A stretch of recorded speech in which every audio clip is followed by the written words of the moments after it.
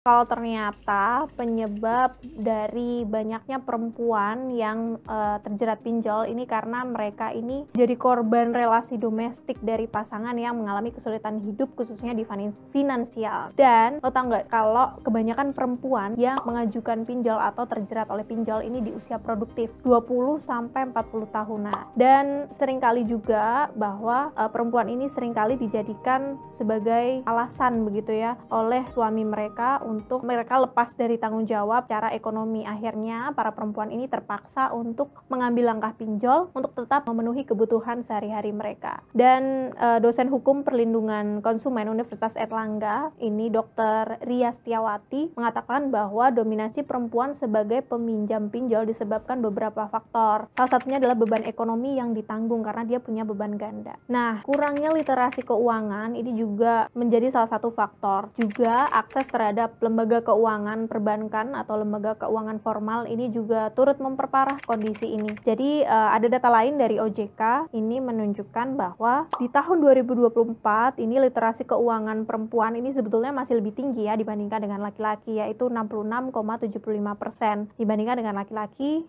64,14%. Nah, literasi komposit ini adalah pengetahuan seseorang terkait dengan produk keuangan, keterampilan mengelola keuangan, terkait kepercayaan diri mengatur keuangan, serta pemahaman tentang manfaat dan risiko mengelola sumber daya ekonomi individu. Meski lebih tinggi terkait dengan literasi keuangan, banyak faktor yang membuat perempuan menjadi lebih rentan terjerat pinjol. Tadi kan awal gue udah sampein nih terkait dengan data tren jumlah rekening penerima pinjol ini meningkat ya Sel. Nah, di tahun 2025 ini banyak banget perempuan yang mengajukan pinjol. Ini juga efek dari badai pemutusan hubungan kerja atau PHK yang semakin marak belakangan ini. Dari obrolan gue sama Deputi Kesetaraan Gender Kementerian Perlindungan Pemberdayaan Perempuan dan Anak bilang bahwa alasan kenapa perempuan lebih banyak mengajukan pinjol karena mereka punya peran ganda sebagai istri dan orang tua tunggal yang harus mencukupi kebutuhan keluarga. Ya ada juga sih yang buat gaya hidup, tapi sebenarnya nggak sedikit juga yang menggunakan pinjol ini sebagai modal untuk merintis usaha. Data dari OJK juga menunjukkan bahwa penyaluran pinjol ke sektor produktif ini pada Februari 2025 mencapai 7,6 triliun atau setara 28,25% dari total pembiayaan yang disalurkan. Nah, ini artinya banyak pinjol yang juga memberikan manfaat bagi para perempuan dalam mengakses produk keuangan. Tapi, ini juga bisa jadi beresiko ketika penggunaannya tidak disertai pemahaman atau literasi keuangan. Banyak perempuan pengguna pinjol yang menjadi korban pinjol ilegal. Selain pelanggaran etis terkait dengan keamanan data pribadi, praktik kekerasan verbal itu juga sering diterima oleh perempuan yang terjerat oleh pinjol ilegal. Selain itu juga ada kekerasan berbasis gender online dan kekerasan seksual secara langsung dalam interaksi tatap muka. Juga bisa dialami oleh perempuan yang terjerat oleh pinjol ilegal. Komnas Perempuan ini juga mengangkat isu tersebut dalam kerangka Konvensi Anti Penyiksaan alias Conventions Against Torture, Cruel and Inhuman Treatment atau CAT. Nah, ada sejumlah hal nih yang menjadi sorotan dalam CAT yang dikaji oleh Komnas HAM. Nah, faktor pertama ini adanya penderitaan hebat yang berlapis yang dialami perempuan korban hingga ada yang sampai memilih jalan untuk mengakhiri hidup. Ya, nggak sedikit juga kan yang kita dengar bahwa banyak sekali perempuan atau keluarga yang terjerat pinjol ilegal ini mengakhiri hidupnya karena udah nggak sanggup bayar utang lagi. Dalam budaya patriarki, perempuan korban pinjol ini menjadi the rejected victim, yakni korban yang dipersalahkan karena dianggap melalaikan kewajiban sebagai perempuan atau sebagai ibu yang berperan menjaga kecukupan keuangan atau kebutuhan rumah tangga.